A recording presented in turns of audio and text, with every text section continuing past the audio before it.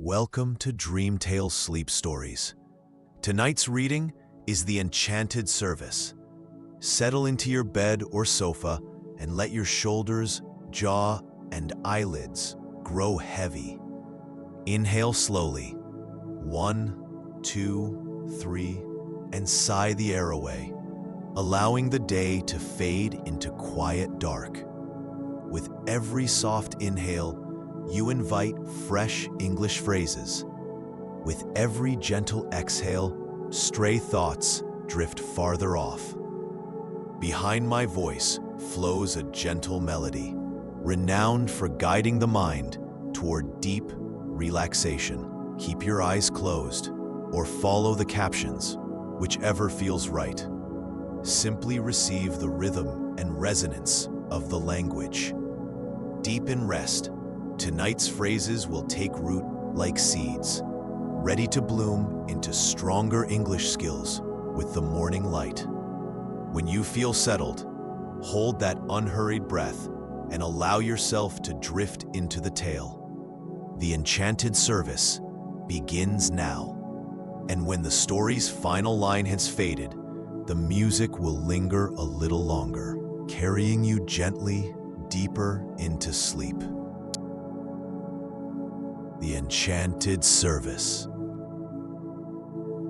In a magnificent castle, deep in the French countryside, surrounded by rolling hills and ancient oak forests, there lived many devoted servants who worked tirelessly to maintain the grandeur of their noble home. The castle had stood for 3 centuries, its stone walls holding countless stories of joy, sorrow, celebration, and tradition. Mrs. Potts was the head housekeeper, a wise and gentle woman with silver gray hair that she always kept neatly pinned beneath a white cap.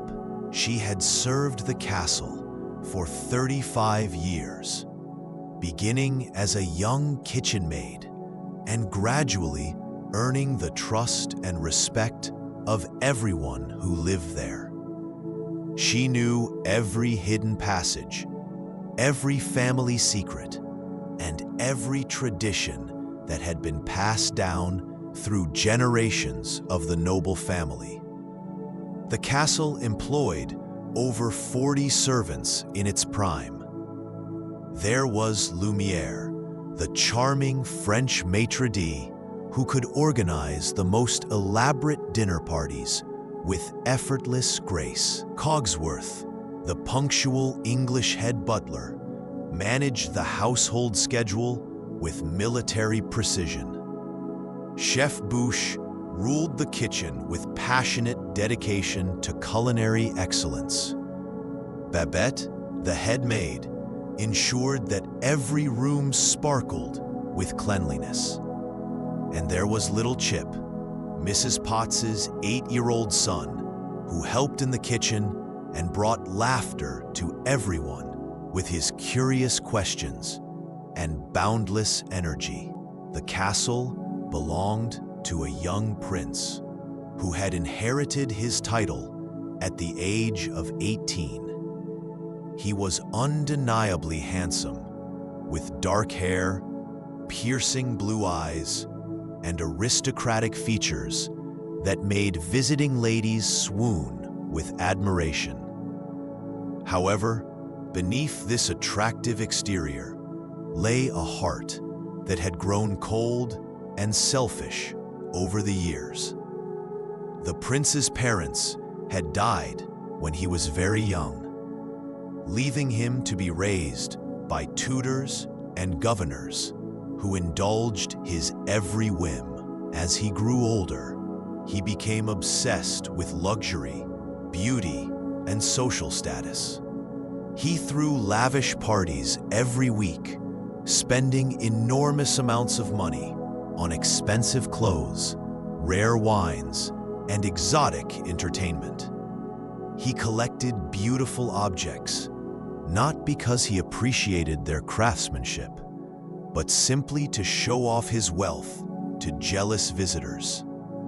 The servants worked from dawn until midnight to maintain the prince's extravagant lifestyle. They polished silver until it gleamed like mirrors, arranged fresh flowers in every room daily, and prepared elaborate 7-course meals that the prince often barely touched. Despite their exhausting efforts, the prince never acknowledged their hard work. To him, they were invisible, nothing more than moving furniture that existed solely for his convenience. Mrs. Potts often felt her heart heavy with sadness as she watched the prince's behavior. She remembered his parents, who had been kind and generous rulers, always treating their servants with respect and gratitude. She had hoped that the young prince would grow into his parents' wisdom, but instead, he seemed to become more selfish with each passing year. The young master was not always like this, she would tell the newer servants when they complained about his rudeness.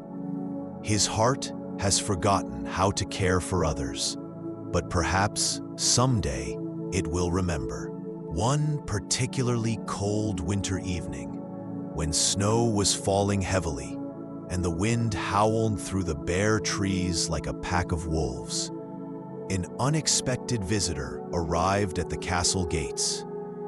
It was an old beggar woman, bent with age and wrapped in tattered rags that provided little protection against the bitter cold.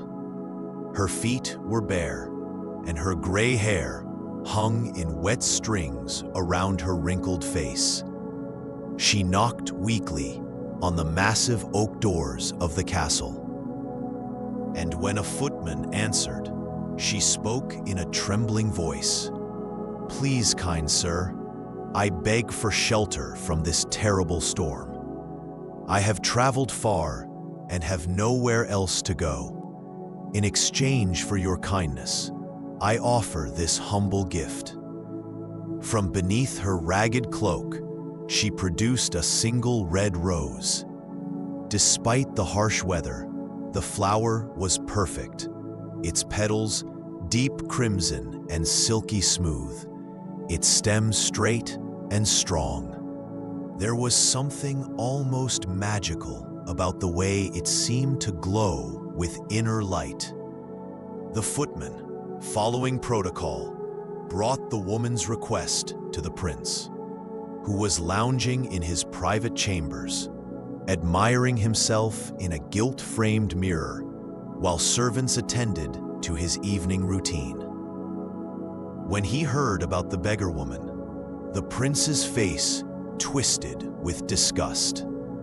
"A filthy old peasant dares to come to my castle, and she offers me a common flower as payment?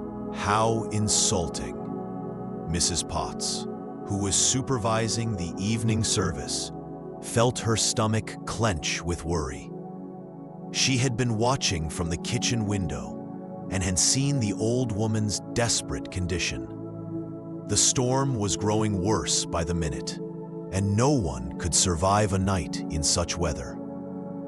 "Your Highness," she ventured carefully, "perhaps we could offer the poor woman a warm meal and a place in the servants' quarters, just for tonight, until the storm passes." The prince whirled around, his eyes flashing with anger. "How dare you question my decision? I am the master of this castle, and I decide who is worthy of my hospitality. That disgusting creature has nothing to offer me, and I want her gone immediately." Mrs. Potts bowed her head in shame and regret. She knew better than to argue further with the prince when he was in such a mood. But her heart ached for the suffering woman outside. The prince strode to the main entrance, where the beggar woman still waited, hopefully in the doorway. Snow had begun to accumulate on her thin shoulders, and she was shivering uncontrollably. "Get away from my castle, you horrible old hag," the prince shouted, his voice echoing through the grand entrance hall. "I don't want your pathetic rose or your miserable presence contaminating my beautiful home. Guards, throw her out into the storm." The woman looked up at the prince with eyes that seemed to hold ancient wisdom and infinite sadness. "Please, young lord, I ask only for basic human kindness. Surely you can spare a small corner where an old woman might escape the cold." "Never," the prince snarled. "You are ugly and worthless, and I will not have such ugliness in my sight. Take your ridiculous flower and be gone." Mrs. Potts watched from the shadows, tears streaming down her weathered cheeks. Around her, the other servants stood in horrified silence, ashamed of their master's cruelty, but powerless to intervene. The beggar woman's expression slowly changed. The sadness in her eyes was replaced by something deeper and more powerful. When she spoke again, her voice was no longer weak and trembling, but clear and strong. "So be it," she said. "You have revealed the true nature of your heart, young prince. You judge others only by their outward appearance and have no compassion for those who suffer. You value beauty above kindness and wealth above wisdom. Perhaps a lesson in true ugliness will teach you what real beauty means." Suddenly, the air around the castle began to shimmer with an otherworldly light. The beggar woman's ragged clothes fell away like morning mist, revealing a magnificent fairy dressed in robes that seemed to be woven from starlight itself. Her hair, no longer gray and stringy, flowed like liquid gold down her back. Her face, transformed from wrinkled and aged, now glowed with ethereal beauty and terrible power. "I am the enchantress of the western woods," she declared, her voice now ringing with authority that made the very stones of the castle tremble. "I have walked among mortals for centuries, testing the hearts of those who hold power over others. You, Prince Adam, have failed that test completely." The prince, whose name few people ever used, stumbled backward in terror. The servants gasped and clutched each other as magical energy swirled through the air like golden snow. "Or your cruelty and vanity, I place upon you and all who dwell within these walls a curse that will endure until you learn the most important lesson of all, that true beauty comes from within, and that love is the only magic powerful enough to transform a heart." The enchantress raised the red rose high above her head, and it began to glow with brilliant light. "This rose will be your timekeeper. When the last petal falls, the curse will become permanent and can never be broken. You have until your 21st birthday to find someone who will love you despite your appearance, and whom you can love in return with genuine affection." Mrs. Potts felt a strange tingling sensation beginning in her fingertips and spreading rapidly throughout her entire body. She looked down at her hands in growing horror as they began to change color and texture, becoming smooth and white like fine porcelain.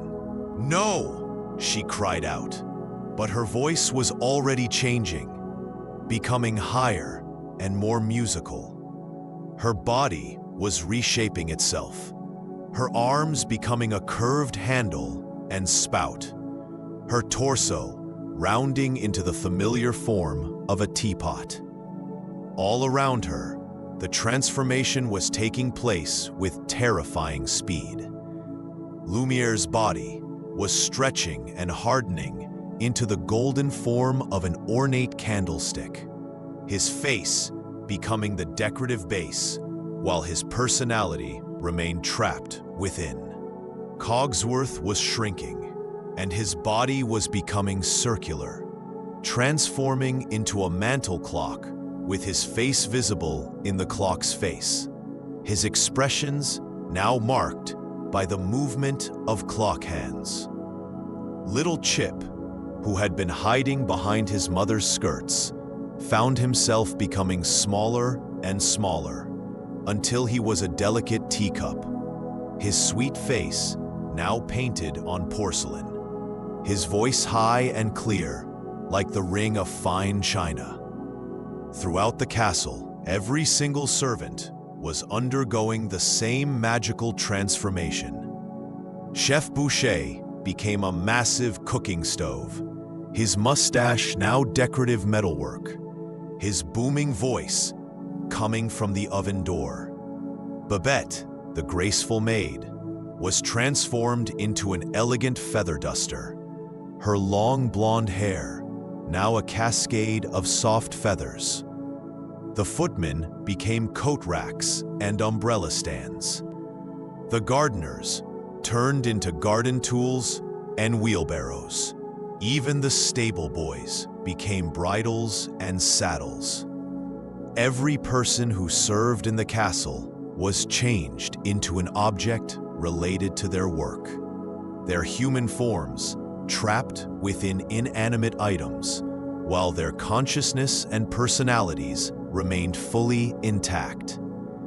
The prince himself underwent the most dramatic transformation of all. His handsome features twisted and elongated into the frightening visage of a beast.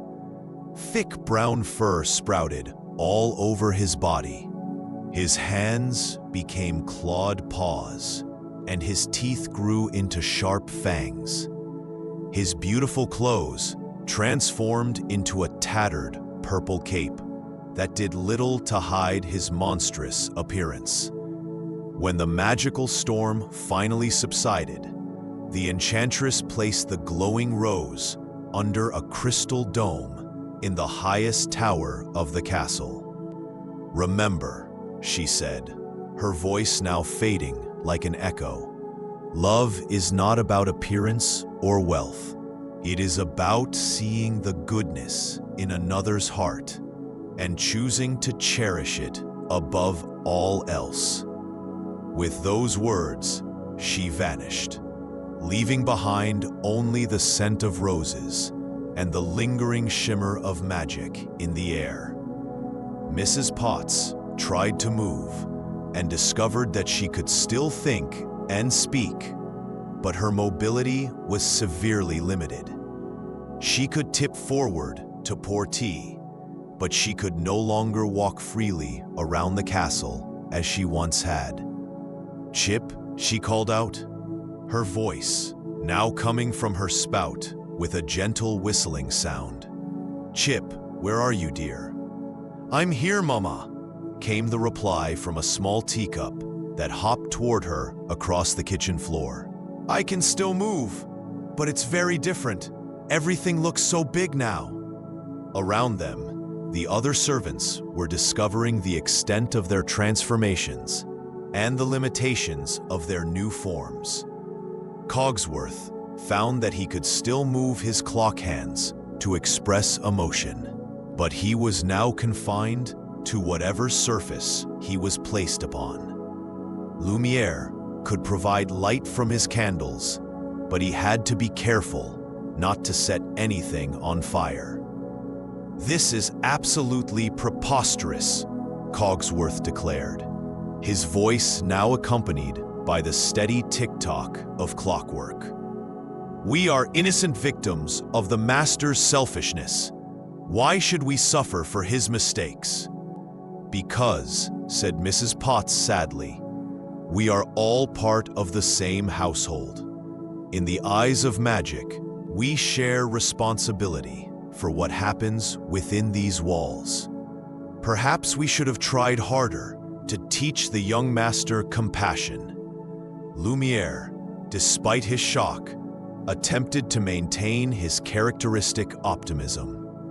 Mes amis, we must not despair. The enchantress, she gave us hope along with the curse. If the master can learn to love and be loved, we will all be restored. But as the reality of their situation sank in, many of the servants felt overwhelming despair. How could they continue to serve when they could barely move? How could they maintain the castle when they had no hands to clean or feet to carry them where they needed to go? Mrs. Potts, drawing upon her 3 decades of experience in managing household crises, took charge of organizing their new life. We must adapt, she announced during their first meeting in the kitchen. We may have different forms now, but we still have our minds, our voices, and our determination. We will find new ways to serve. The learning process was slow and often frustrating. Mrs. Potts discovered that she could still heat water for tea by concentrating very hard, though it took much more effort than simply using the stove. Lumiere learned to provide light for reading and working, becoming a living lamp for the other servants.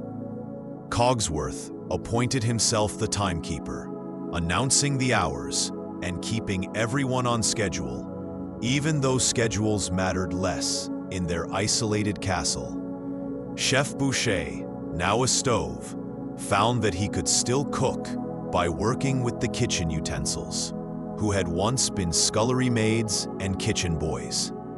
They learned to work together in entirely new ways, with the utensils acting as his hands, and he providing the heat and cooking expertise. The first few months were the hardest. The beast, as the prince was now known, fell into a deep depression and rage. He destroyed furniture, roared at mirrors, and refused to let anyone help him. He spent most of his time alone in his chambers, staring at his monstrous reflection and mourning the loss of his handsome appearance. Mrs. Potts tried repeatedly to bring him meals and offer comfort, but he usually threw the food across the room and shouted at her to leave him alone. It broke her heart to see how completely he had given up hope. "Master," she would say gently each time she tried to serve him, "you must eat something. You must take care of yourself." "Why?" the beast would roar in response. "What is the point? I am hideous. No one could ever love a monster like me." "Appearance isn't everything, dear," Mrs. Potts would reply patiently.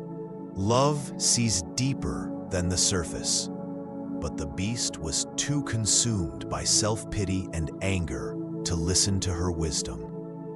The servants established new routines and found ways to support each other through the difficult adjustment period. Every evening, they would gather in the main hall for what Lumiere called les salons, where they would share stories, sing songs, and discuss their hopes and fears. These gatherings became the highlight of their days, providing emotional support and maintaining the sense of community that had always been strong among the castle's staff. They shared memories of their human lives, encouraged each other during particularly difficult moments, and slowly learned to find joy even in their cursed existence. Chip, being young and adaptable, adjusted to his new form more quickly than the adults. He discovered that he could move around the castle quite effectively by hopping and rolling, and his small size allowed him to access places that the larger objects couldn't reach. He became the castle's messenger, carrying news between different rooms and keeping everyone connected. "Mama," he said one evening, as Mrs. Potts was teaching him how to pour tea without spilling, "do you think we'll ever be human again?" Mrs. Potts paused in her instruction, considering how to answer honestly without destroying her son's hope. "I don't know, sweetheart, but I believe that good things happen to those who never stop trying to do what's right. We must continue to serve with love and kindness, no matter what form we take." Years began to pass slowly in the enchanted castle. The servants watched anxiously as the rose in the tower gradually lost its petals, marking the passage of time toward the prince's 21st birthday. Mrs. Potts made regular trips to check on the rose, counting the remaining petals and calculating how much time they had left. During the 5th year of the curse, something began to change in the beast's behavior. Perhaps it was the loneliness, or perhaps he was simply tired of being angry all the time. But he started to emerge from his chambers more frequently.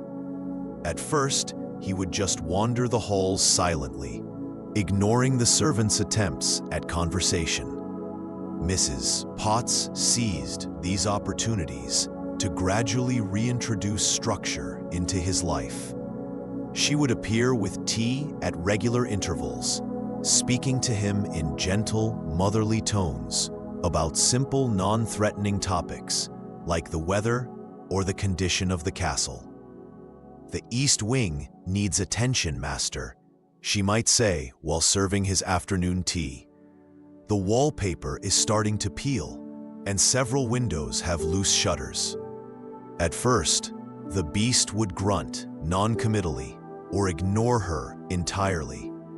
But slowly, he began to respond with short answers, then actual conversations. Mrs. Potts could see glimpses of the intelligent, thoughtful person he might have been if he had been raised with more love and guidance. Lumiere and Cogsworth also played important roles in the beast's gradual rehabilitation. Lumiere would regale him with stories and jokes during dinner, slowly coaxing smiles and even occasional laughter from their cursed master. Cogsworth would provide structure and routine, gently suggesting daily activities that would keep the beast occupied and engaged. The servants began to work together more systematically to help the beast rediscover his humanity. They organized small concerts where the musical instruments, formerly musicians, would play beautiful melodies. They arranged for the books in the library to read themselves aloud, providing entertainment and education during long winter evenings. Mrs. Potts took special care to teach the beast about kindness and consideration. When he would become frustrated or angry, she would speak to him as she had once spoken to Chip during his childhood tantrums, with firmness, but also with infinite patience and love. "Master," she would say when he threw something in anger, "breaking things doesn't solve problems. It only creates more work for those who care about you." Gradually, the beast began to show improvement. He started asking about the welfare of individual servants, remembering their names and their specific needs. He began to thank them for their service, something he had never done in his human life. The transformation was slow and sometimes inconsistent. The beast would have good days where he seemed almost like a different person, followed by setbacks where his old selfishness and anger would resurface. But Mrs. Potts and the other servants never gave up on him, continuing to provide patient guidance and encouragement. During the 7th year of the curse, Mrs. Potts noticed that the beast had begun to take interest in improving the castle, not for his own vanity, but for the comfort of those who lived there. He asked Cogsworth to help him organize repairs for the servants' quarters, and he instructed Lumiere to ensure that the working areas had proper lighting. "You have all served faithfully during these difficult years," the beast said during one of their evening gatherings. "I want to make sure you have everything you need to be comfortable." Mrs. Potts felt tears of joy in her teapot eyes. This was the first time the beast had ever expressed concern for others' comfort above his own convenience. The servants also continued to learn important lessons about themselves during the long years of the curse. They discovered that their loyalty to each other and their commitment to serving with love had created bonds stronger than family ties. They had become a community united not just by duty, but by genuine affection and mutual support. Mrs. Potts found that her role as head housekeeper had evolved into something more like a wise counselor and mother figure for the entire household. The younger servants, both human and object, looked to her for guidance, comfort, and wisdom. She took this responsibility seriously, always striving to set an example of patience, kindness, and hope. "Remember," she would tell them during their evening meetings, "we are not just serving the beast or maintaining a castle. We are keeping alive the spirit of love and kindness that makes any place a true home." As the 8th year of the curse began, the servants noticed that fewer petals remained on the enchanted rose. The awareness that time was running out created a sense of urgency, but also brought them closer together. They began to speak more openly about their fears and hopes, sharing their deepest thoughts about what the curse had taught them. "I used to think that serving meant simply following orders and doing tasks efficiently," Cogsworth admitted one evening. "But I have learned that true service requires understanding and compassion." "We," agreed Lumiere, "we serve not because we must, but because we choose to care for others.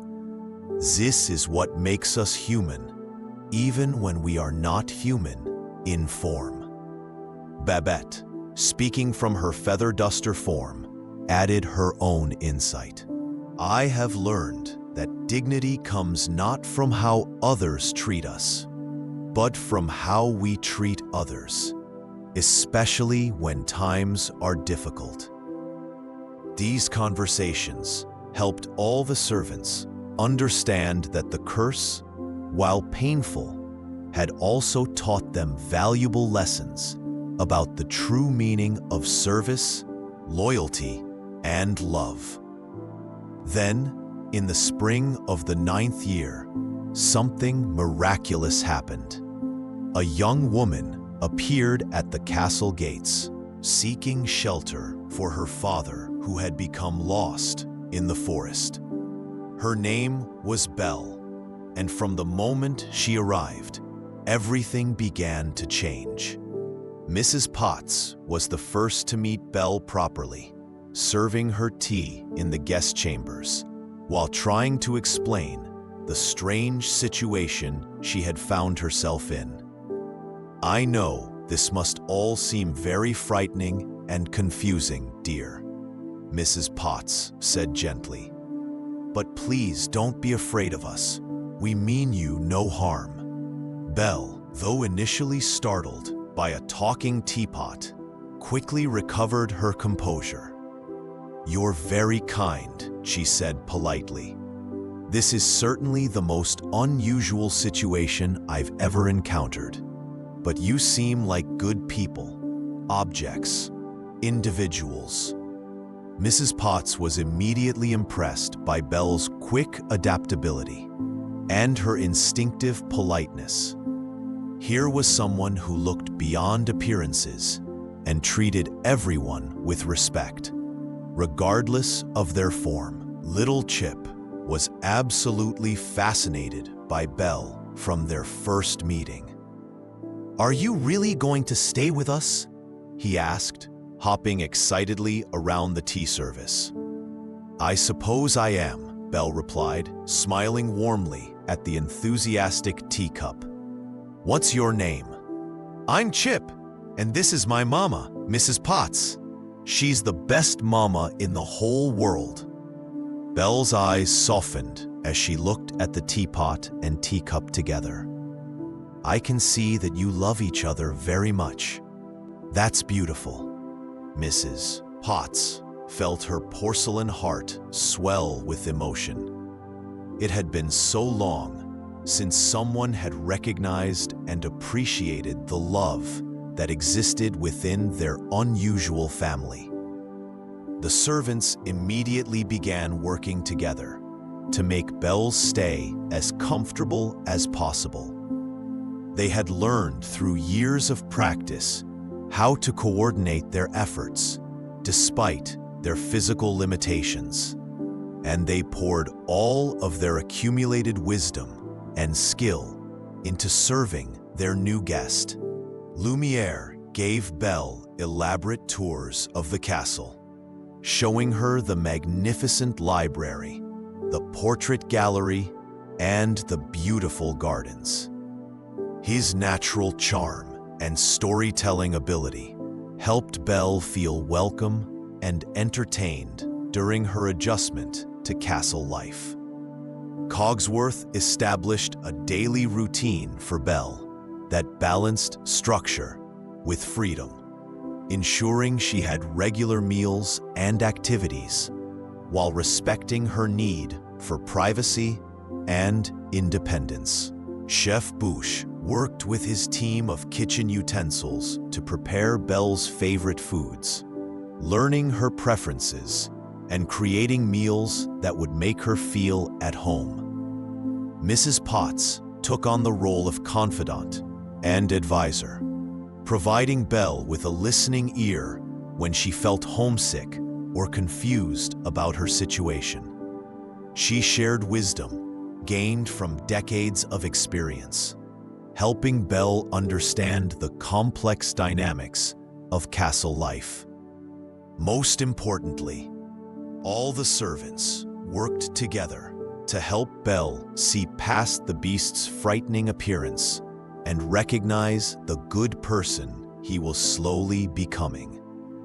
"The master is not as terrible as he first appears," Mrs. Potts explained to Belle during one of their private conversations. "He has been hurt and alone for so long that he has forgotten how to trust others. But I can see kindness in his heart, even if he doesn't always know how to show it." The servants watched with growing excitement as Belle and the beast began to understand each other. Belle was not intimidated by the beast's size and fierce appearance, and she challenged him to be better, while also showing him genuine kindness when he made efforts to improve. The famous dinner performance became the servants' proudest moment in years. Led by Lumiere and Mrs. Potts, They created a spectacular show that demonstrated the magic that could happen when service was performed with joy and artistry, rather than mere duty. Be our guest, be our guest. Put our service to the test, they sang, dancing and performing with an enthusiasm that transformed their daily work into pure celebration. For those magical moments, they forgot about being cursed objects and remembered only the joy of serving someone who truly appreciated their efforts. Belle clapped and laughed with delight, showing them that their work had meaning and beauty that went far beyond simple functionality.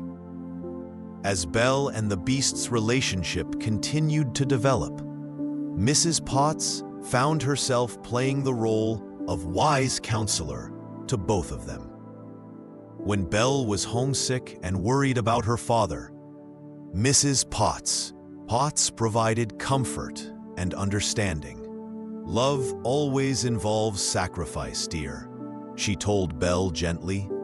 But true love also means wanting the best for the other person, even when it's difficult for us.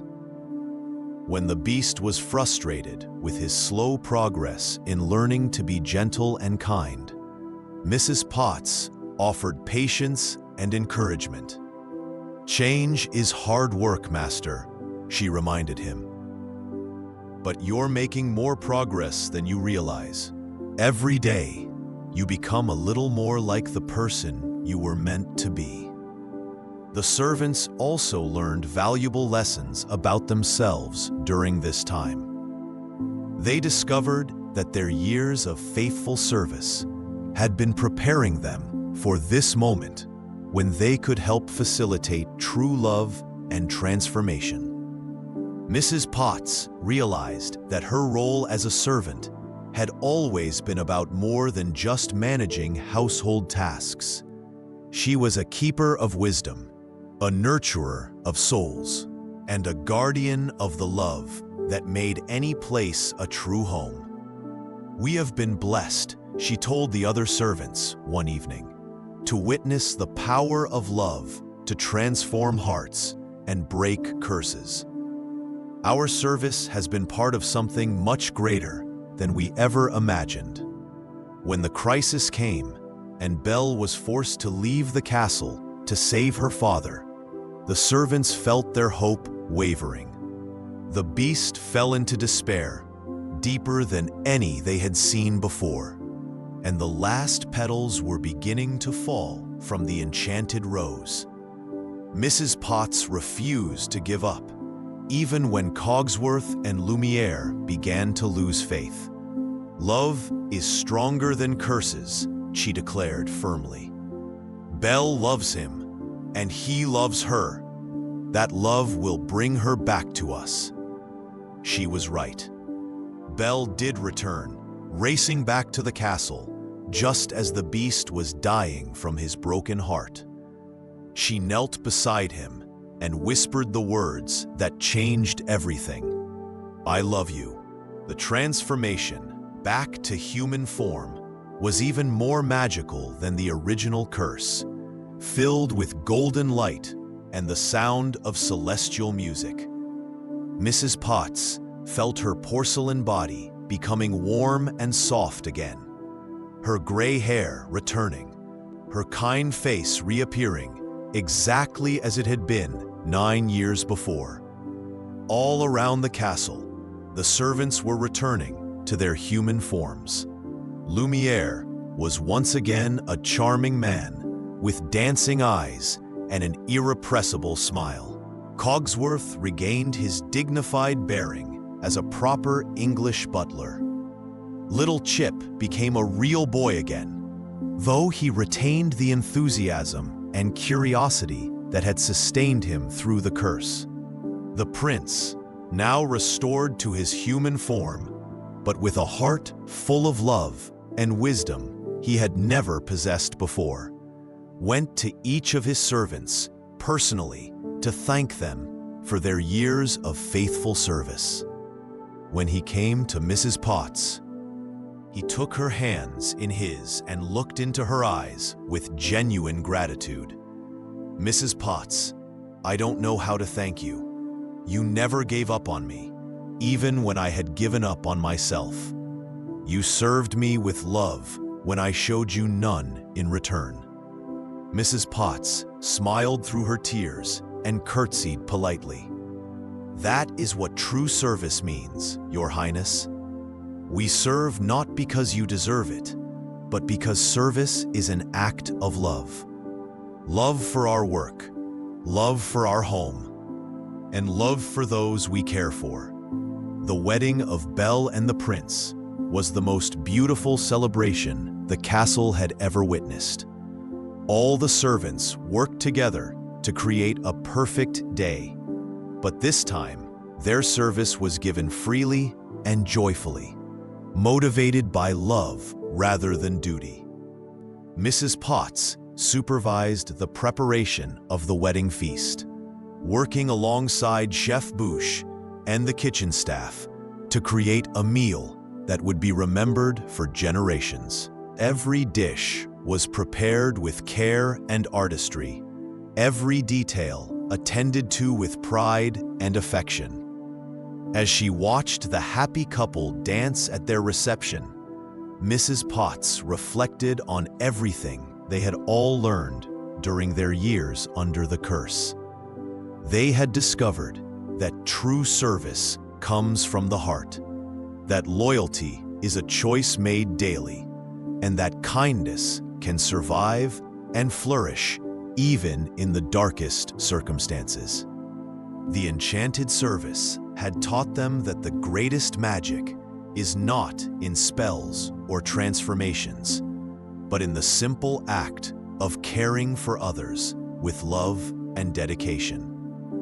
They had served faithfully through 9 years of curse, and now they would continue to serve in joy, knowing that their work had meaning and purpose beyond what they had ever imagined.